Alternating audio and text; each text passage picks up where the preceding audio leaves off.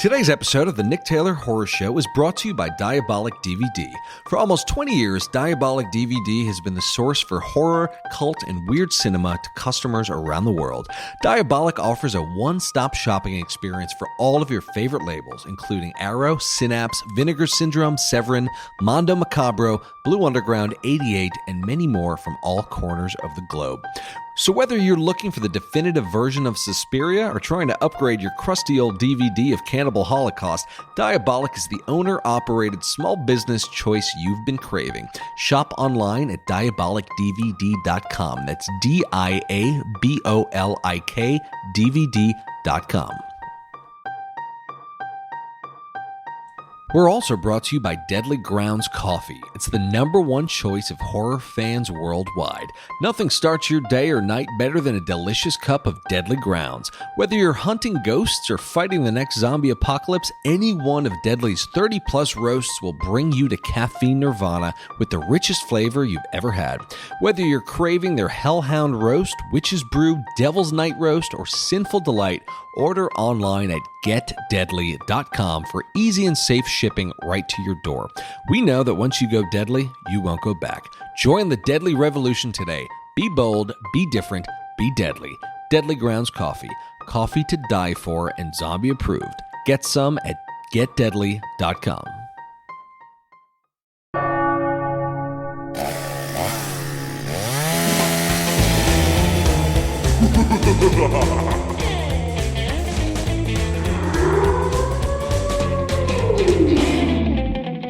Welcome to the Nick Taylor Horror Show. Stephen Kostanski is a writer, director, and practical effects makeup artist. His latest movie, Psycho Goreman, is about to be released, and boy, oh boy, does it look fucking awesome. Before Psycho Goreman, Steve directed Leprechaun Returns, Manborg, and The Void. The Void is an incredibly impressive movie. Imagine a film about a deadly cult that mixes elements of The Thing with Hellraiser, all in this sort of Lovecraftian universe. Making The Void was an incredibly hellish experience for Steve, and we hear firsthand from him what it was like to be in the trenches of a brutally difficult shoot and how he was able to overcome this and become a better director in the process. Overall, I highly recommend The Void. You can stream it on Shudder right now, and the effects in this movie are just sensational. It's a really, really great watch, and the effects work is amazing. So check it out on Shudder. In addition to being a director, Steve is also a practical effects makeup artist, and he designs and builds the creatures in his own films. Steve was in fact a student of Dick Smith's, and we hear some great stories about him. Overall, I had a lot of fun chatting with Steve, so here, for your listening pleasure, is Stephen Kostanski. You started in practical effects, is that right? Well, technically, I started in stop motion animation as a kid. Like, that was the thing I started doing because as a 12-year-old, I didn't have like access to actors and like lighting equipment and locations and things to make real movies. So I was like, well, I'll just start like real tiny because my imagination was too big for the things that I could pull off. Like with my friends that I hang out with on weekends, like, nobody else was interested in making like sci-fi horror action epics. So it was like, well, I'll try to make this stuff on a tiny scale.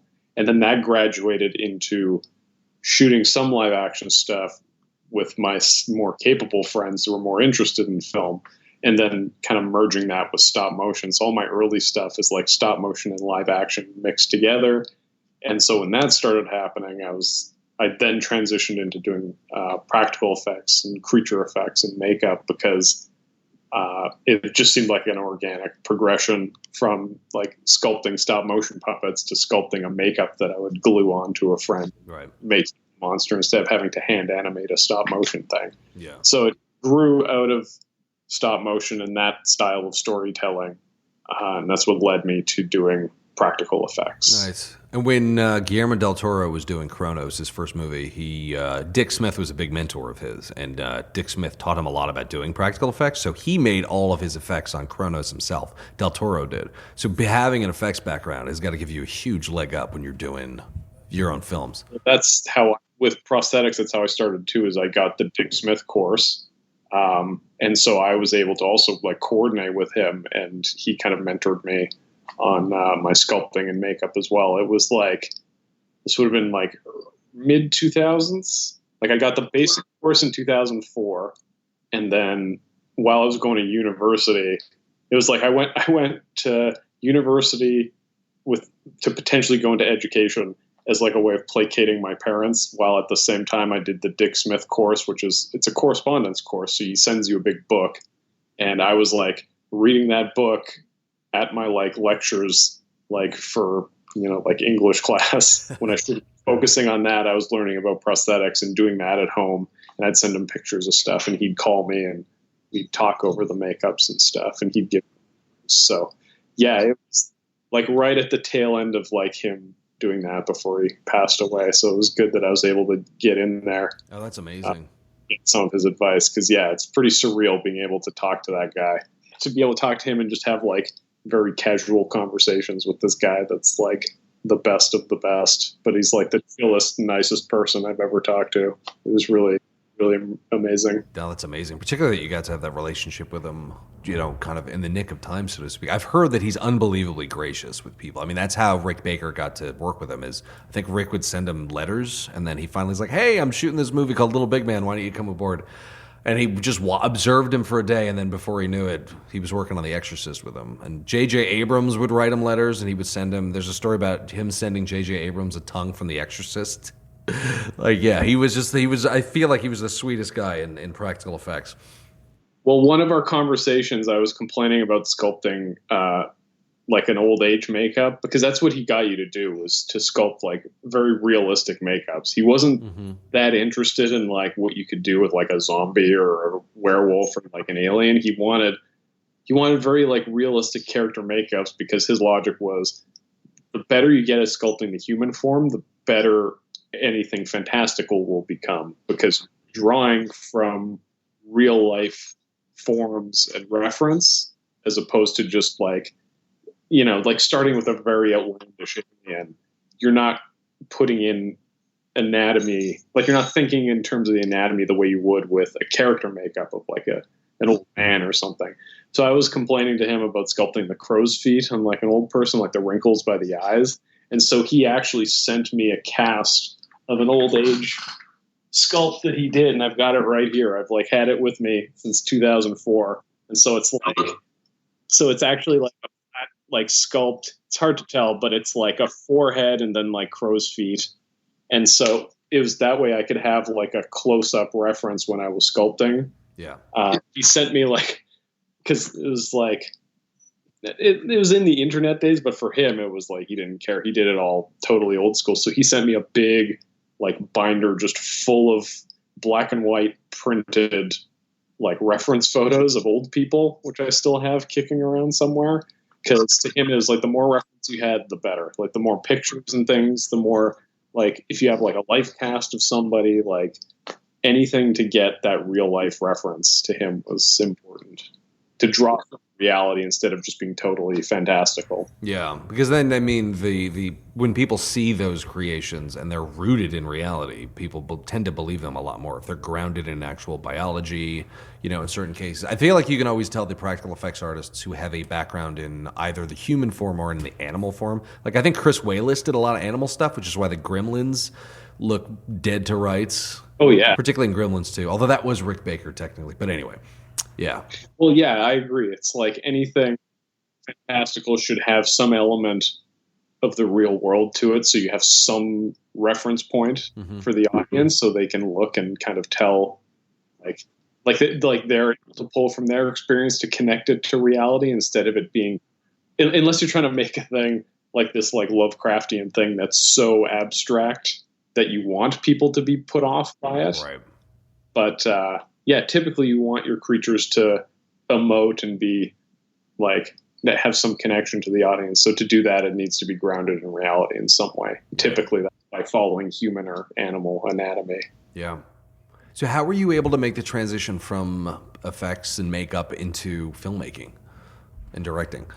It was because I started making those little stop motion movies and then my like little live action movies with my friends that I just like, I never disconnected the two. It was always like, I have to make movies and make monsters. Right. Like, I get real antsy if I'm doing just one or just the other. Like, my day job, up to this point at least, has mostly just been working in creature effects. And I find if I get too deep into that, like working on set for like whatever shows they're shooting in Toronto, like at the time, like I get real, like a real creative, like anxiety. So I have to also make movies, but then when I'm like making movies, I want to be making the monsters for them. So it's just, I'm always trying to do both things at once, which is, it's a lot of work to take on, but at the same time, it's like, you either like aim real big or like don't bother, in my opinion. So yeah, I always got to be as ambitious as possible because I want that creative satisfaction of being able to make a thing with my hands and then also put it in front of a camera and bring it to life. That's really interesting that you have that drive to constantly be doing both simultaneously. So creature features clearly is your direction. I guess I could someday make a normal movie that's just like people talking, but I don't know. That's not driving me. That's not the thing I grew up on. Yeah. Like, I guess I got that like Charles Band problem where it's like I just have like little monsters running around or like big monsters. I just got to have like something that when you look at the poster or the VHS box, you're like, oh, I gotta see that thing in action. Yeah. You know, like, and I don't know. I feel like there's like a stigma against things being so effects heavy, but you look at other cultures, you look at like Japanese cinema, and it's like so much of it is rooted in special effects, like its whole like genre in itself. Mm-hmm. And it's like still going strong. So I feel like, I don't know, I think it's maybe a side effect of the industry in North America right now, where it's like you're either making a super low budget thing for like no money, so you can't afford to be ambitious, so you're automatically like thinking in this box of like, okay, well, I can maybe have like one Monster Man and a bunch of gags and that's it. Or it's a $200 million Marvel movie that can afford all the CG in the world to make all the things that you want like come to life.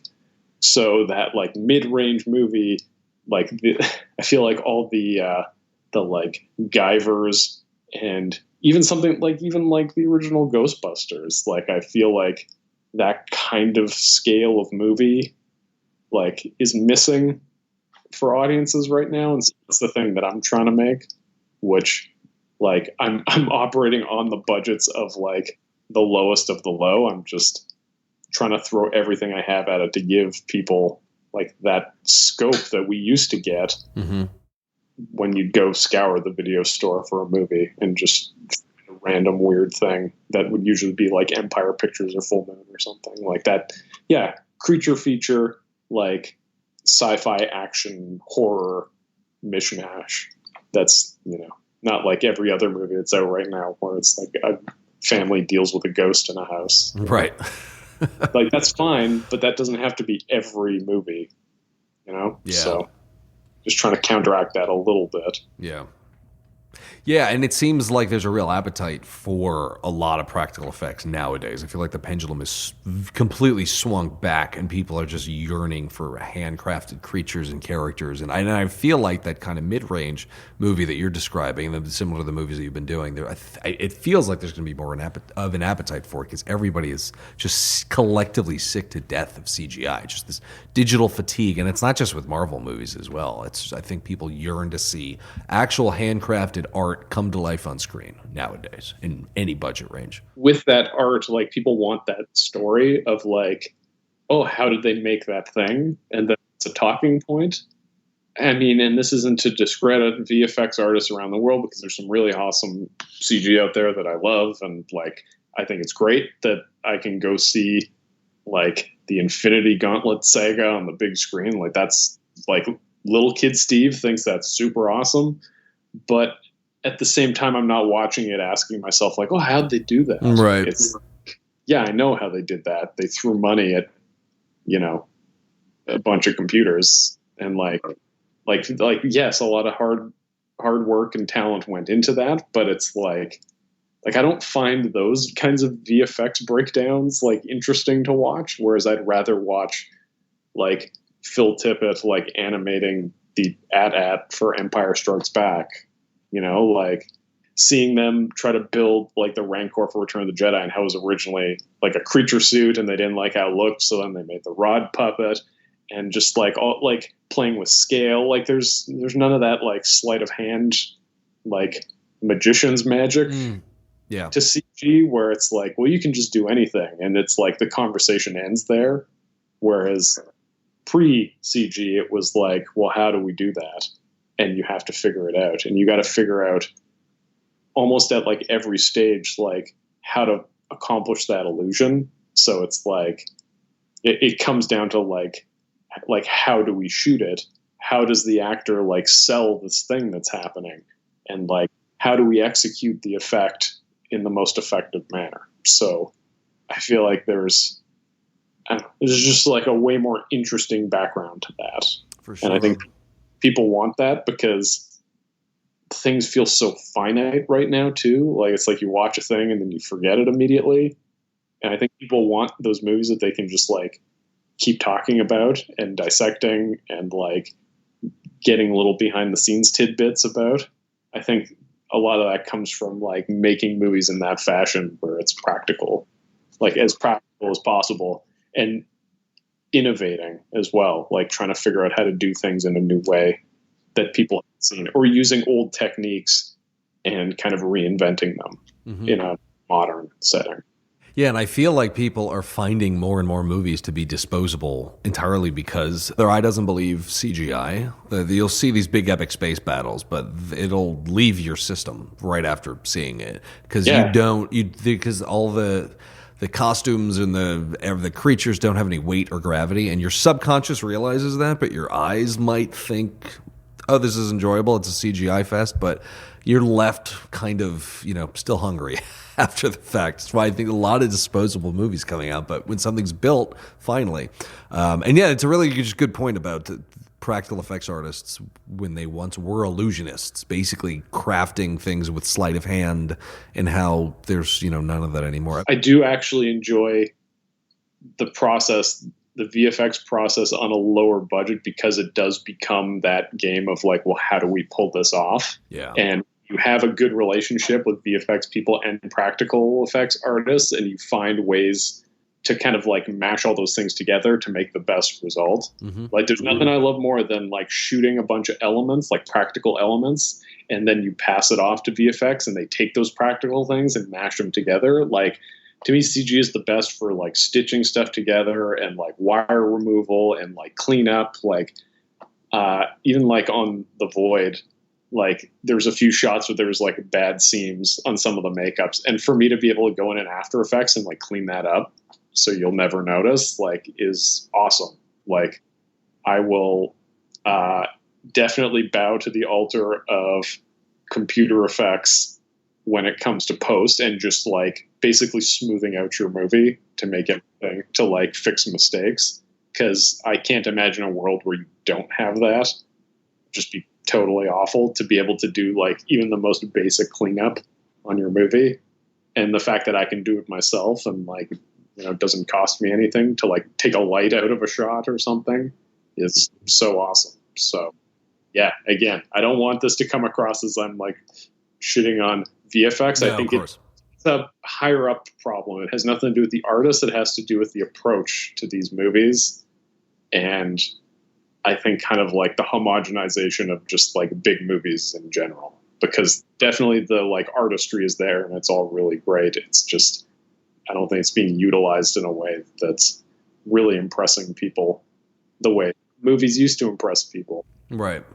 But I mean, I love to see that you're bringing back practical effects in a big way, but handcrafted effects that seem to have your signature on them, like the creatures in the void. And from what I'm seeing with Psycho Goreman, there's a real iconicism behind it, but there's also a very individualized artist's aesthetic with the work that you're doing, which is super cool. I feel like we haven't seen that in a while. Well, I have a weird process of designing everything where I kind of make things up as I go. Like, I'm not a fan of, like, it is awful because you need this for your movies, but like the pre-production process and the like discussion bores me so much. Like the idea of like, I'm going to get somebody to like do a Photoshop design of a thing, and then I'm going to like look at 6 different versions of a thing and then pick the one that I like, you know, like that whole like structure of settling on a design for something seems so boring to me, because I like designing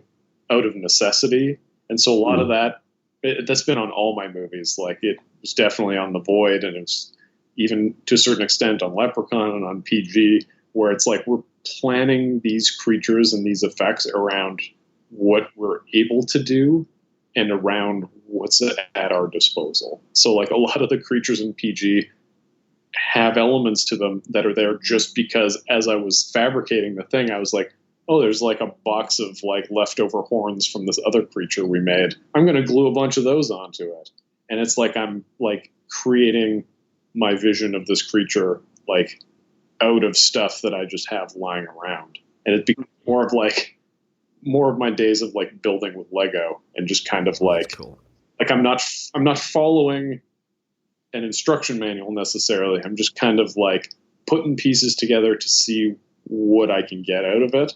And I mean, I've had cases where stuff just hasn't worked out and I haven't been happy with it. I've had to scrap it.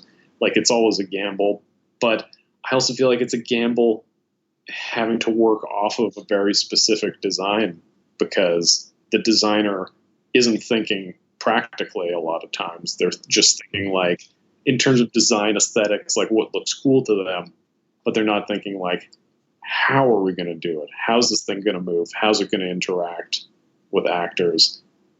How are we going to fit a performer into it? Like, I like thinking from the start with a creature like, I want this to be a rod puppet, or I want this to have like cable controlled component, or I want this to be like just entirely just like suit that's dependent on actors' performance and nothing else.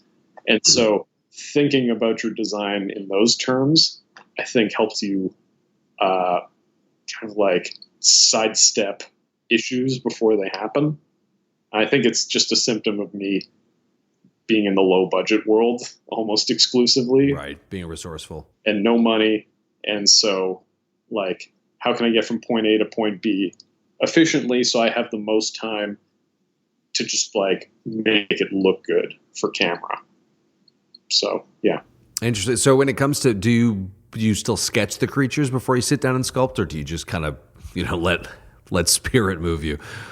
It depends on the specific creature, and it depends on the job too. Like, I mean, for stuff, like for other projects, like when I'm just working in the shop on other movies and TV shows, like a lot of times a design comes in and it's like, just sculpt this thing, and I'll go and I'll sculpt that thing. But if it's a certain circumstance, like there's some stuff on Rabid that I sculpted that was just kind of like, I had a rough sketch of what it was supposed to look like, or a vague idea, and I was just like, all right, I'll take this like pencil doodle and I'll sculpt a thing that's like approximately that idea.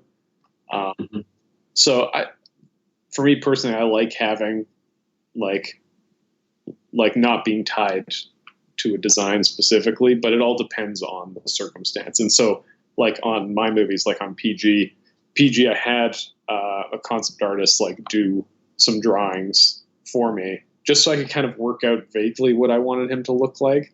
Because my description of him in the script was so like it was so broad that I felt like I needed some kind of drawing to at least settle on like does he have clothes? Like what basic color scheme does he have? Like what are like some of the core concepts to him that I can integrate as I'm sculpting? So I'm not like sculpting the head to look one way and the face or the hands to look another way. And so with some things on PG, I had drawings. Some things I just went, I have a bunch of this shit lying around.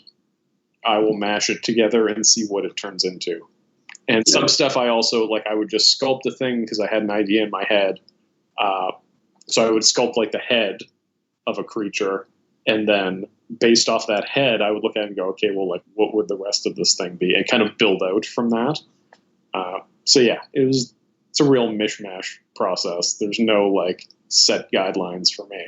Again, like anything to avoid having to have like endless meetings and discussions of like I think his shoulder pads could be a little bigger, or like could we like make them sleeker? Like all those discussions, I don't care about, and I don't feel like you get. I don't think there's like an honesty to that when it's so like committee kind of decided. I find every design just starts to look the same. Even though I do think a lot of my things all look the same, but they're like consistent in like my cinematic universe, I guess. I just want to do stuff that when you see it, you go like, oh, that's a weird, interesting thing I've never seen before. Or like, oh, that has like a vibe of this thing that I know, except it's like turned up to 11. As a just like, yeah, the same like faceless, big toothed, like screaming ghost monster thing that every movie has. So what were some of the formidable movies for you when it comes to practical effects that specifically inspired your aesthetic? I mean, like it's all the practical effects movies I love are like all the obvious ones. So like all the Evil Dead movies. I guess a big one actually, like Army of Darkness. That was the I think like the first horror movie VHS I ever got, and I got for Christmas, like in the late 90s. And it was the Anchor Bay release that had bonus features, like when VHS tapes would have the movie, and then after the movie, they would have like a making of, the trailers, and it would just all be kind of sequential at the end. And so that was the first time I saw like a modern like creature effects shop. So seeing like K&B effects and just seeing a bunch of guys like with long hair and like heavy metal shirts, like goofing off and like slinging foam latex around, like that really like flipped a switch in my head. Cause I was like, I look like I could hang out with those guys and make monsters all day. Like it really like pulled back the curtain on what effects were. Whereas before that, there was this show called Movie Magic that I used to always watch. That was like, you know, a peek behind the scenes on different movies. And so they'd show stuff for like Star Wars. And I remember they had an episode on Spawn that I really liked. So yeah, there's like, I guess a good one would be The Thing. Like the designs of the creatures in The Thing are a big inspiration to me. Just because the creatures in it are so like amorphous and like undefined and constantly changing. Like I love things that are constantly changing. And I think part of that comes from video games as well. Like I'm a big fan of like boss fight where boss turns into a bigger boss after you fight him, which, you know, happens in movies and stuff as well. Another good example, Ninja Turtles 2, when Shredder turns into Super Shredder. So I feel like the ever-evolving villain is a thing that I got from my, that I took from these movies. I'm trying to think of like what else creature effects wise, but in like Army of Darkness is weird. I watched the Evil Dead trilogy backwards. So I started with Army of Darkness and worked my way back to Evil Dead. I did the same thing. Which like was the worst way to watch those movies because they escalate as each sequel happens. So you're starting with the biggest, craziest, dumbest one, and then going back to one that's very like minimal and pretty terrifying. So it was jarring for me because I wasn't really into horror movies, but that was what totally like integrated me into that universe. And the first Evil Dead, just the like ruggedness of the practical effects really appealed to me. I like as a teenager, I loved anything that was like super low budget because it felt accessible. Like that was the stuff I could look at and dissect and be like, oh, how'd they do this? And like figure out how those effects came together. So Evil Dead was a big one. The Yuhei Kitamura movie Versus was another big one from the late 90s, or it was 2000, I think. But I bought that DVD and watched that movie over and over because it's like such a low budget epic. Like it's huge for what it punches way above its weight in terms of being like a kind of low budget action zombie movie with so much style. That was the movie that, for the more like filmmaker side of my brain, was excited because I saw that it was a movie that took place mostly in a forest, and for all like everything that the movie displayed should have been boring, but it had so much style to it that it like the movie is that style. Like the movie is the angles and just the way the characters interact. It's so hyper like realistic, like it feels like an anime. And so for me, that was like a real big inspiration, because it was like, oh, even with no money, you can make a movie that like has like real energy that carries you through, and it really doesn't. You don't need millions of dollars to pull that off. Yeah, so that was a big inspiration too. Yeah, yeah, it's amazing how just having that tone and confidence behind certain movies can give them an energy that kind of, in some cases, can give them cult status instantly. Yeah, like Evil Dead does that too, where it's like last act of that movie, it becomes just like Raimi's, like just becomes this god like over Bruce Campbell, and like you feel the camera itself is like tormenting him. Yeah, that it just gets crazier and crazier. And I as a kid, I was a big fan of that, of like really feeling the filmmaker, like controlling the movie and controlling the situation. It just really made it feel that much more like fantastical, and that kind of like, it wasn't necessarily fourth wall breaking, but it still felt like I felt like I was in a movie, and I liked that feeling, because then it was like, okay, this movie knows that I'm on this ride, and it's going to like, I'm conscious of it taking me on the most insane ride possible. It's not trying to be subtle. Yeah, and I like when filmmakers have a hand in that regard, and that's a real interesting type of cinema, particularly in horror, when you're on that ride. But you see it a lot in those, like I feel like even James Cameron's stuff, I feel like has that, where you just know that he's like behind all of it, especially like the Terminator movies. The first Terminator is a good example, and Peter Jackson too, like with Bad Taste. Like right. You feel their fingers in those movies so much that it's half the charm of the movie is just feeling somebody be creative and like having like every ounce of their energy be on screen. Yeah, it's rare, but it's super special when it comes across that way.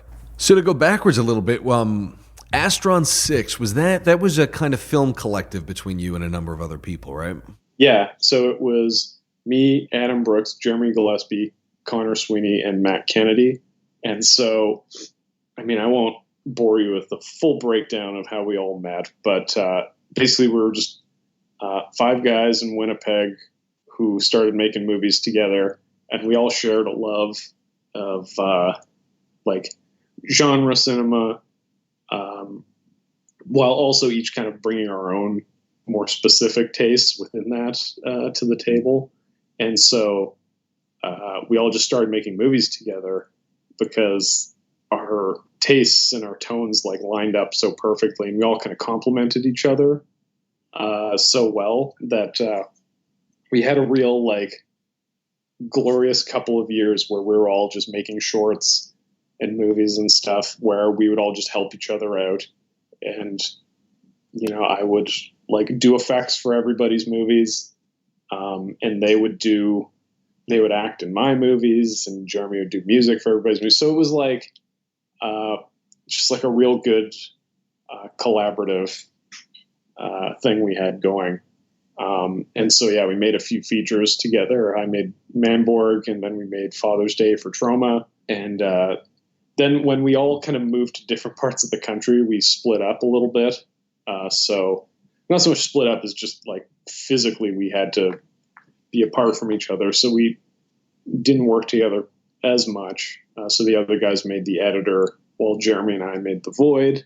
And then we collectively all had such horrible experiences on both those movies that we teamed up and made Cowboys, which is our short film that played Sundance, about cannibal cowboys. So you can see that. That's on YouTube now. I think we threw it up just as a quarantine entertainment for people, so they have something to watch. So yeah, we're still to this day still talking. I talk to those guys every day. We have like a Facebook chat where we're constantly ripping on each other. Nice. So yeah, it's nice having like a group of filmmakers who like you can trust, and like you trust their opinions, and we like are always kind of throwing ideas and stuff back and forth, and just kind of keeping that relationship alive, because you find other talented people, you gotta hang on to them. That's the hardest thing in this industry, is finding people that are more talented than you, that you can like rely on to make whatever it is that you're making even better. Yeah. So.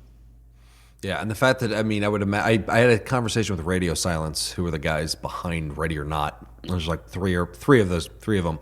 And they were talking a lot about how having a collective was way more sustainable long-term when it came to their filmmaking careers, because they had each other. When one of them would get burned out, the other would carry the load, so to speak. And just the idea of the collective and not going it alone, considering how long, arduous, and often lonely a journey it is to be a independent filmmaker. The idea of starting, nourishing a collective is, I found was a really interesting idea, and something I feel like not a lot of people are talking about, nor do people seem to consciously try to form collectives. They just seem to spontaneously happen.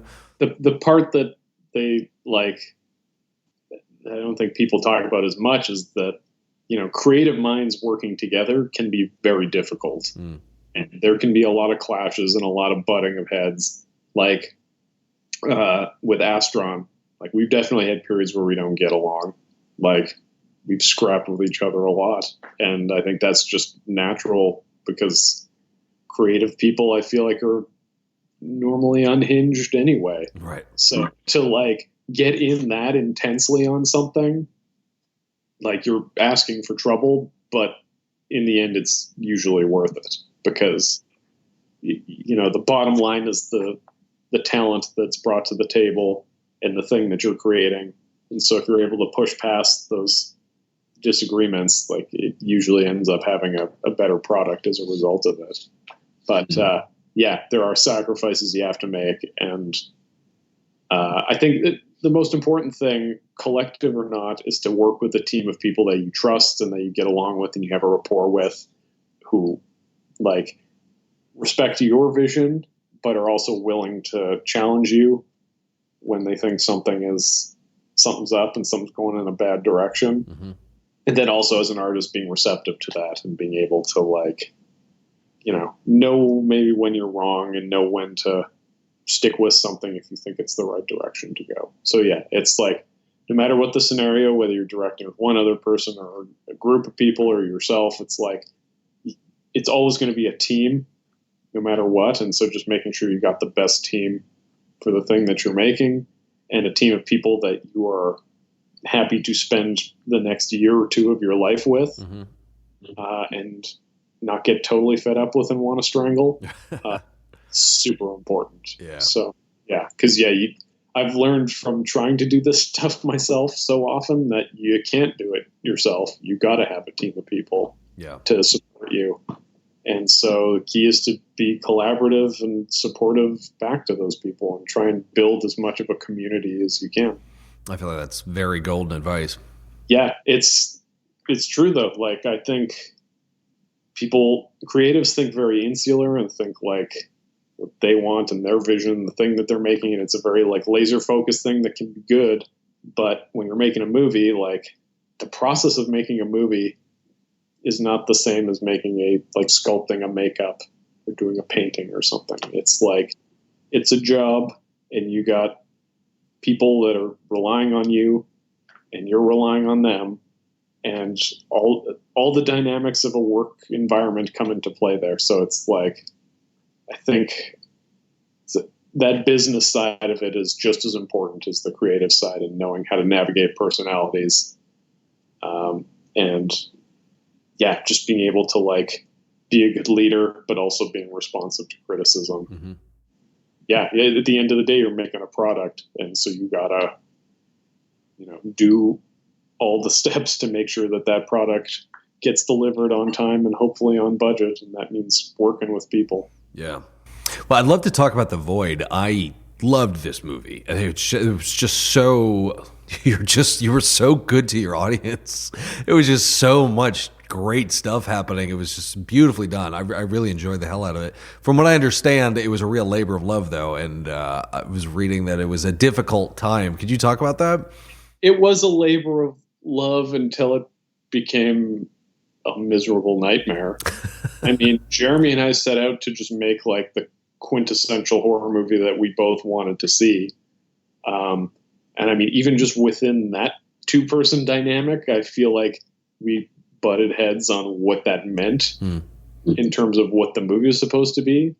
I get the impression, like, from people talking to me about the film that, like, they're really happy with feeling that kind of interplay between me and Jeremy and what the movie's, because, like, you can tell, or at least I can, like, you can tell the Jeremy parts and you can tell the Steve parts. Like, you can tell when it goes off the rails into Steve land.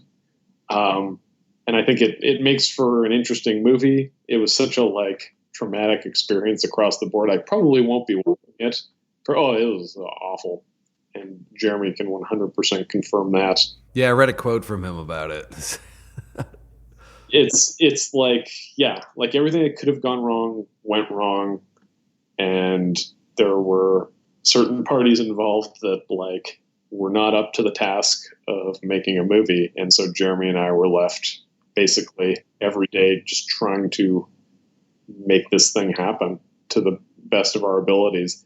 I think also it was maybe naive of us to go into it thinking like, oh, we made it. We're making a real movie with a real budget. Like, we were hoping that after, like, the days of Manborg and Father's Day, we wouldn't have to do everything ourselves. And this isn't to discredit the many talented people that worked on the film that did great work across the board. But, like, there was still a lot of stuff where it's like we're shooting inserts, like, in my effects shop late at night ourselves, like renting a camera ourselves and doing it. Like we ended up having to, like, patch that movie together into something watchable, just because it was such a, like the foundations of that movie were so shaky from the start that it was inevitable that stuff was going to fall apart. Like, we were scheduled to shoot like August 3rd, I think, August 2nd or 3rd, 2015. And, like, a few days before, well, we found out that we weren't shooting the movie. And so it ended up getting pushed months. And so that ended up cutting into our budget, that push. So it was, like, a lot of stuff that I won't go into too much detail, but it, like stuff that was so out of our control and yet affected the overall quality of the movie. Like, it still came down to us to figure out how to make that thing, like, make a movie out of it, out of the disaster. And I feel like there was a lot of times where I just wanted to curl up in a ball and just pretend like it wasn't happening and just, like, quit the whole thing because it was so bad. But yeah, I mean, we fought hard to make that movie what it is, and there's a lot of people who really, like, helped and supported us along the way that did a great job. Just, like, kind of helping get us to that finish line. So in the end, it's a movie that people seem to like and appreciate. I'm thankful for the learning one of my experience, common questions is, but honestly, as a filmmaker, was there ever a kind of dark night of the soul where you were completely questioning whether or not you were going to go through with either a career as a filmmaker or a particular project? And it sounds like this may have been that project. Yeah, Dark Knight was every day for, like, 3 or 4 years. Like, basically from, like, us pitching the movie. We pitched it at the Fantasia film production market in Montreal, where you take projects and, put on a presentation, then you meet with producers. I feel like from that point on, it just turned into a living nightmare for me and Jeremy. And, yeah, after that is, like, everything seemed like a cakewalk after that, which is funny because, like, even, like, on Father's Day, like that movie was so chaotic and like miserable for a million different reasons. And I feel like a lot of that misery got put on the other guys in Astron, especially Adam. But even just what I experienced, I remember thinking like, oh, like it could never get as bad as this. And then the Void got way worse. So yeah, I think it was a good learning experience. It definitely made me question whether I wanted to even make movies. It made me also question if I even like want to make horror movies like that, because I realized after making that movie, I'm not a huge fan of like punishing the audience, and I feel like that movie can be pretty punishing at times. But at the same time, I'm like glad that it's such an anomaly, at least in my filmography. Like I like the emotional whiplash of the movies that I've made to go from like Manborg to Void to Leprechaun to PG. It's like I feel like an outside party looking at that will be like, what is this guy's problem? Like, what kind of movies does he want to make? Because they're not consistent. But I think that's half the fun, is just trying things and trying to be as I don't think PG would have turned out as good as it did if I didn't make something like The Void and get those learning experiences from it. So I feel like, yeah, every movie's a learning experience, and I definitely got a lot out of The Void in terms of learning what to do and what not to do making a film. Well, what was it that got you through the dark night of the soul? Because I'm sure there were moments where you were tempted to quit and throw in the towel.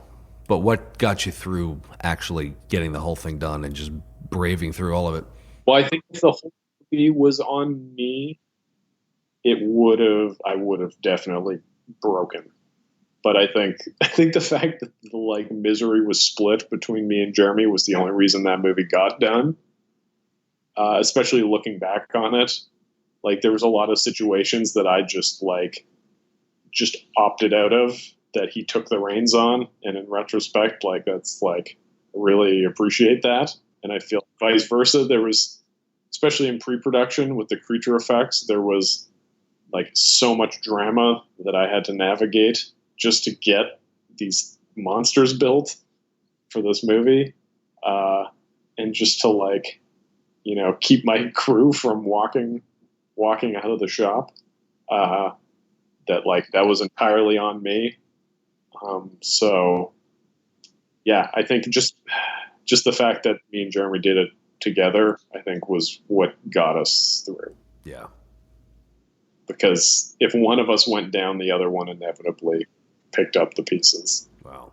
Well, we can transition to a happier topic. Let's talk about Psycho Goreman. No, talking about it is like never a great time, and I've said it already a bunch of times, but like, and that's not to shit on all the hard work people did and like the awesome stuff that's in that movie, and the like cast and everything is awesome about it. I'm very happy with what we came out with at the end of it, but it was just a lot of hell to get to that point. Yeah. And I wouldn't wish it on anyone ever. Wow. So how did Psycho Goreman come together? From original idea and conception to finished product, how did the movie come together? So I came back from doing Leprechaun in South Africa, and I had some free time on my hands because I just finished that film, and it was in post, so I was kind of like in between work at that time. And so I started noodling on an idea for another movie. And I've had the image of the movie that I've had in my head for a very long time. It's just like a big, scary monster guy sitting at a drum set. I don't know where that really came from, but it's just always been in the back of my mind. And so I was watching the movie Rawhead Rex, and wasn't really enjoying it. It's pretty slow, but I was just enamored with the idea of, well, for starters, just the fact that it's called Rawhead Rex, such an absurd title, but also I love the idea of just this like ancient monster guy like wreaking havoc on a town. And as I was sitting there kind of like drifting off as this movie was playing, I was imagining a scenario where it's like, well, what if the monster like was under the control of like some kids? And like, what if one of those kids was somehow crazier than the monster? Like, because it was another idea that I had floating around my head was the fact that like kids in movies, or at least modern movies, like I feel like they're never crazy the way kids are. Right. Like kids are in their own universe and it's awesome. And it's a thing that I don't see captured enough, where it's like they have their own like set of laws and rules about how the world works. And they're very like adamant about it, like very committed to it. And I just miss that level of having that level of imagination and confidence in your imagination. So I wanted a kid character that eventually became Mimi, the protagonist of the movie. If you could call her a protagonist, she's pretty nuts. But just the idea of like the interplay between this little girl who's like kind of a maniac and this evil like space overlord monster guy, and like what kind of relationship they would have and what would the like consequences be of that relationship. So I banged out a treatment for this idea and passed it around, and everybody I sent it to was like, this is awesome. Like, write this movie and let's make this.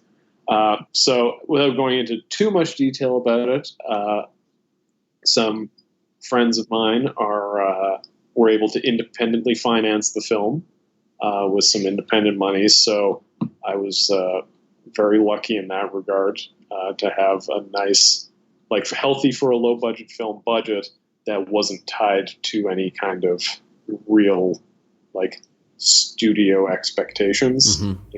Not like something like Leprechaun where I had Lionsgate and Sci-Fi Channel breathing down my neck, where they had a certain set of expectations with what they wanted with that movie. With PG, I basically had free reign to do whatever I wanted. And so I feel like that's the only way a movie like this could even get made, because it's pretty bonkers. It is not. It's funny. It like adheres to so many like common tropes and feels familiar while also totally off the wall and crazy at the same time. Yeah, it reminded me of childhood a lot. It seems to reference, I can't even pinpoint the nostalgia factor, but it reminds me of a lot of elements of childhood, and I don't know what they are yet. I feel like when I see the movie, I'll probably get it. Well, and that's kind of what a lot of my movies are like. I feel like even The Void is like that, where you know the references sort of, but it's not so knows. And Manborg was like that too, where it's like it just feels like an overarching like representation of like the video store shelf that had all the Empire Pictures movies on it. And so PG is similar to that, but I feel like it's like a mishmash of like Power Rangers and Mortal Kombat and Guyver. Yeah, Guyver 2 specifically was the one I used to always rent. And yeah, it's just like a million influences mashed together, but with a very basic through line that feels like E.T. meets Terminator 2. Right. Yeah, as I was looking at him, I was like, wait, I picked up on Power Rangers, and then I was like, Swamp Thing, maybe a little bit, or Lordy, and Guar. There's like a little bit, yeah. It brought up a lot of influences from childhood in the '90s and whatnot. It's cool. I'm psyched to see it. I was just gonna say it's like I was saying before. It's like I'm trying to fill like a void of a type of movie that just doesn't seem to exist anymore. So it's like I mashed like 20 different kinds of movies that I'm not seeing on the Netflix queue anymore, and just mash them all into one movie. So hopefully it satisfies people in that regard, because it's definitely that kind of like horror sci-fi fantasy thing that they stopped making in the mid-90s. Last few questions. When it comes to filmmaking and writing, there's directing, there's a lot of books out there, there's a lot of courses, there's a lot of materials, a lot of which are written by people who haven't actually done it. So it's a market that kind of is very synonymous with bullshit. But that being said, were there any resources or books that were particularly formidable for you when it came to directing or creativity in general? I mean, like, to me, and it's like going back to the creature effects thing too, it's like, you just have to do it and screw it up and do it again and consume like as many movies and like whatever the content is that you're trying to make, like consume as much of that as possible. Because I find, like, for me at least, like everybody's process is different, but I get like stuff kind of embedded in my brain, like subconsciously, and I don't realize, not necessarily like exact lines, but just kind of like approaches to like how to write a conversation or how to write a scene. Like that's the kind of stuff you can only get from, I think, like kind of enjoying that kind of media in the first place. But yeah, as far as like books on directing, I don't know, I wouldn't even say like specific books, but just like read interviews with writers and directors. They're all over the place. Like I love reading like anything Tarantino has to say about his process. I love, because he always has something insightful to say. Or even just like, I think a good helpful thing too is just behind the scenes features. Like I love watching the making of like all the Lord of the Rings movies to see like that process. Okay, I guess for me, I like watching stuff like big complicated spectacle like that requires a lot of navigating on the director's part. I like watching and kind of like observing. But yeah, I really think like the best advice on that front I can give is just do it and get feedback. It hurts. It sucks when you're like, write a thing and you give it to someone and they go, that's bad. Like it stings, but you got to just do it. Don't be the person that like totally buries their head and doesn't get an outside perspective, because that usually doesn't go anywhere good. So yeah, I think being collaborative and getting opinions and knowing when to like keep an opinion and when to throw it out is also an important skill. So I think all that just comes from doing it. Just start doing it, start writing a thing. But like, if you want to get into filmmaking and you've never done it before, like write a 5-minute short, like write a 5-page story. Don't even start with it in script format. Just like write a story out. And like, cause that's usually how I start my scripts, is I just write, like I have a notebook and I just scribble stuff down, and it's very stream of consciousness, because it's like, you just got to get the thing down. And once you have that thing, you can start molding it into something. Because a lot of people, I have a lot of conversations with people where they're like, I got this idea. And it's like, I don't even want to talk to you about this idea. I want to see a thing, because anybody can say I have an idea. Like literally anybody on the planet can say that. But to say I have a script I wrote is a little bit more intriguing, because you put the work in. Yeah. So it's tangible at that point. Yeah. Make a thing, whether it's a script or a story or a short animation or something, and that's your starting point. And look from that and make another thing, and just keep making things. That is, from my very like specific stream of filmmaking, that's my advice. And that's my approach, is like the only way you learn is by doing stuff. So just keep doing it. Great advice. So what is next for you?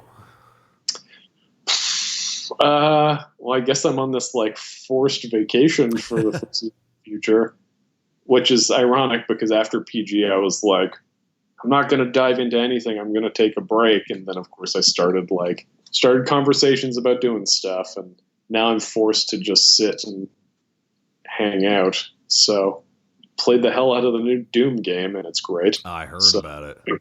I can give that a very strong endorsement. But yeah, I don't know. I'm just like, I got things I'm chugging away on. I've been doing a little bit of stop motion on the side just for fun, because I haven't done it in a while. So I've just been posting those to my Instagram, just making little vignettes of things. Yeah, it's like having conversations about projects, but it's like nothing concrete enough to announce or make any kind of real statement about. So yeah, it's like everything's in a holding pattern right now, because that's what the rest of the world is doing. But yeah, it seems like hopefully by the fall I will have something on the go. But in the meantime, yeah, I'm just going to be pushing PG and lining up whatever the release plan is for that. Mm-hmm. Great. Cool. Well, Steve, this is a real pleasure. Thank you for giving me so much time, and big fan of your working. Really looking forward to Psycho Goreman. Thanks for chatting with me. Of course, man. Thanks again. Talk to you soon. Stay safe. Yep. Yeah, you too, man. Talk soon. All right, a lot to learn from this conversation with Steve. So here, as always, are some key takeaways from this conversation with Steven Kostanski. Number one, consider learning practical effects. Steve's background in practical effects tremendously helped him boost the production value of his movies because he was able to load them with creature and gore effects that otherwise would have been prohibitively expensive. Similar to Steve, Damien Leone, who directed Terrifier, had a background in practical effects too, which substantially helped Terrifier get made as well as it did. Not to mention the fact that Guillermo del Toro learned practical effects from Dick Smith as well so that he could make the creature effects for his first movie, Kronos. Side note, to build the creature effects for The Void, Steve raised about $80,000 on Indiegogo. This went just to the creature design and the effects. Had he required an effects company, the budget probably would have been double that.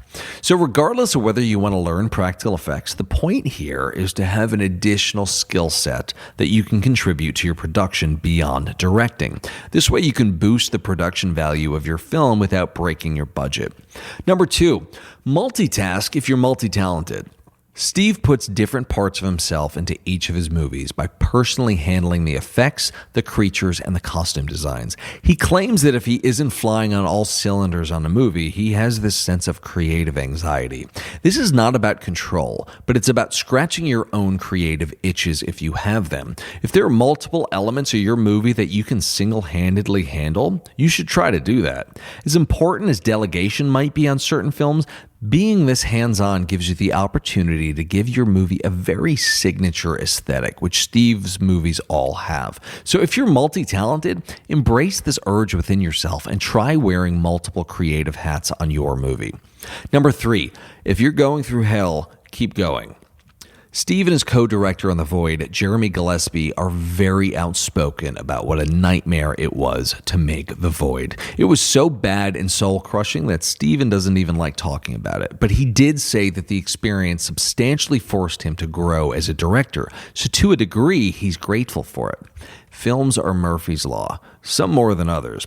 Filmmaking is the furthest thing in the world from a smooth process, especially when you have limited time, limited budgets, and limited resources. But as a director, it's critical to remember that these are the experiences that forge your iron in the fire into steel and give you the capacity to take on bigger and better projects. As horrendous as they can be, these kind of experiences prompt the kind of growth that can help you overcome the even larger problems that come with your future productions. Also, producers are typically very attracted to directors who overcome challenges and odds. So remember that smooth seas do not make good sailors. And if you're going through hell on your production, whatever you do, don't give up. You'll come out of it better and stronger than when you went in. Anyway, guys, thanks again as always for listening to the Nick Taylor Horror Show. If you enjoyed this episode, it would mean the world to us if you shared it with your friends and family on social media. Don't forget to follow the show on Instagram at I'm Nick Taylor, that's I am Nick Taylor, and on Twitter at the same handle. Thanks again for listening to the Nick Taylor Horror Show.